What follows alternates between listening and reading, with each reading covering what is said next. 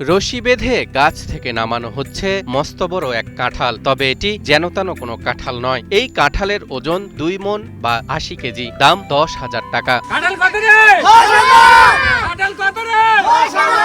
এই কাঁঠাল এতটাই বড় যে শক্ত সামর্থ্য 2-3 জন মানুষ মিলেও কাঁঠালটিকে গাছ থেকে নামাতে বেশ বেগ পোহাতে হয়েছে। জানা যায় নারায়ণগঞ্জের সোনারগাঁ উপজেলার সনমান্দি ইউনিয়নের পশ্চিম সনমান্দি গ্রামের মোবারক মিয়ার একটি কাঁঠাল গাছে ধরেছে এই নজরকাড়া ফলটি। আর বিশাল সাইজের এই কাঁঠালকে ঘিরে এলাকায় তৈরি হয়েছে ব্যাপক চাঞ্চল্য।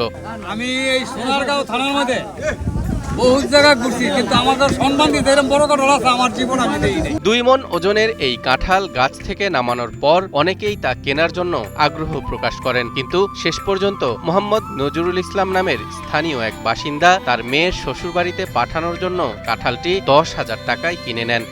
AKS অর্জন করলো গিনেস ওয়ার্ল্ড রেকর্ডস। AKS এটার দাম 10,000। 10,000 হ্যাঁ হ্যাঁ 10 বিক্রি করবা?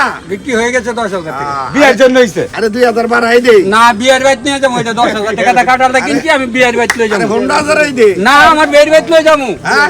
বিয়ের বাইত লয়ে যাবো, খেলা দেখি তো আমার বিয়ের দিনে উপহার দিব।